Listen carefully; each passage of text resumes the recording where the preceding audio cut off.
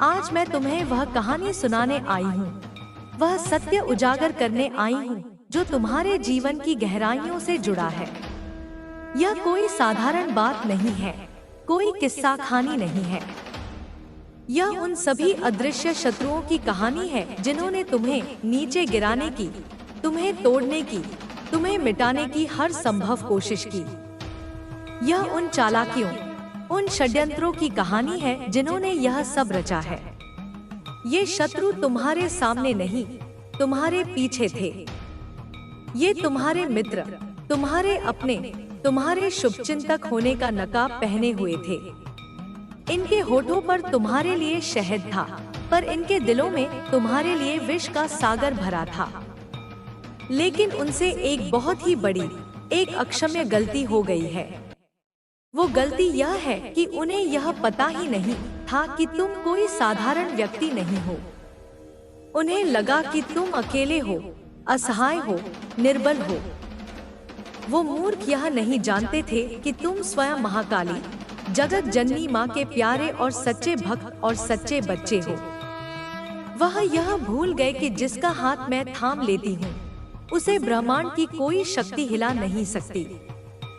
वह आपके साथ हर पल, हर क्षण, हर समय होती है, तुम्हारी सांसों में, तुम्हारी धड़कनों में, तुम्हारी आत्मा की परछाई बनकर। तो उनकी चालों का, उनके षड्यंत्रों का, उनके काले जादू का जवाब अब कोई और नहीं, स्वयं महाकाली माँ देने वाली है।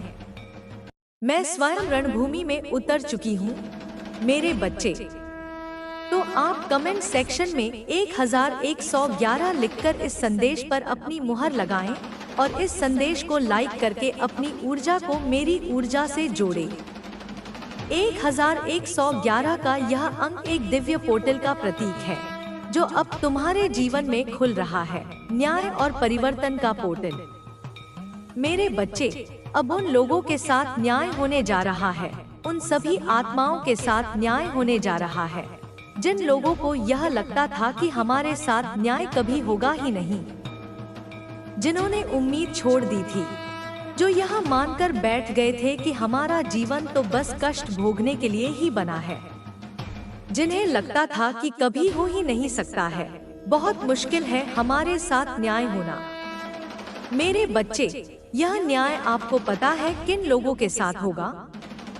यह न्याय उन लोगों के साथ होगा जिनके ऊपर उनके अपनों ने, उनके आसपास के लोगों ने, उन चेहरों ने जिन पर तुमने सबसे ज्यादा भरोसा किया।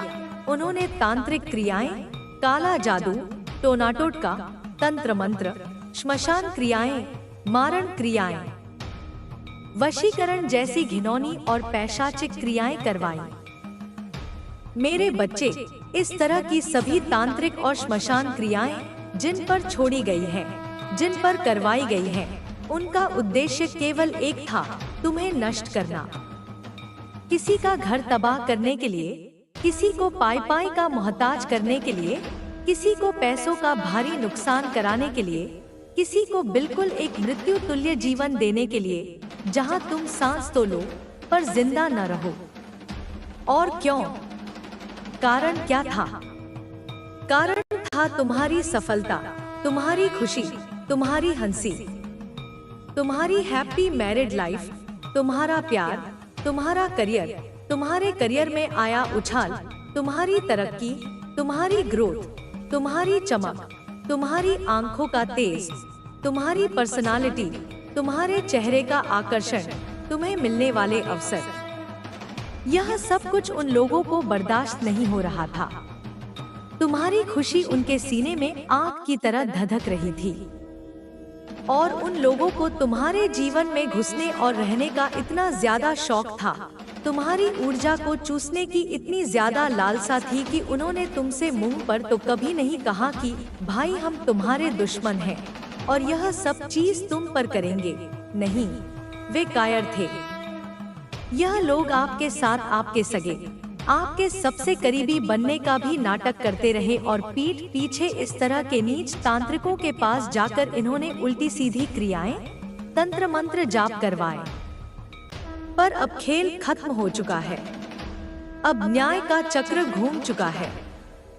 और मेरा न्याय केवल उन दुश्मनों के लिए नहीं है, बल्कि उन तांत्रिकों को भी सबक सिखाएगा जिन्होंने चंद सिक्कों के लालच में आकर आप जैसे निर्दोष और पवित्र लोगों के जीवन में इस तरह की छोटी मोटी या बड़ी बड़ी घृणित रिचुअल्स करवाई हैं।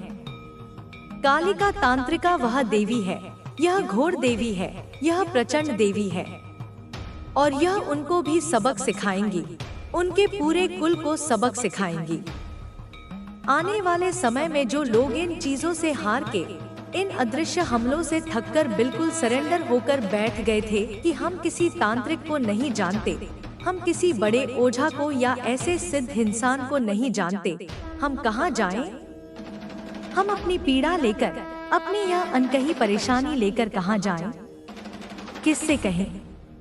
और आपको साइकिक अटैक मिलते हैं, रात को नींद नहीं आती, बुरे बुरे सपने आते हैं, घर में एक भारीपन महसूस होता है, आपके घर में स्पिरिचुअल अटैक्स होते हैं, आपके घर में खाने पीने की चीजें ऐसी जगहों से आई हैं जिनमें नकारात्मक ऊर्जाएं भरी हुई थी। मेरे बच्चों, और आपको वह ग्रहण करनी पड़ती थी एक लोक समाज की लिहाजदारी में कि आप मुंह पर लोगों को कुछ नहीं बोल सकते थे।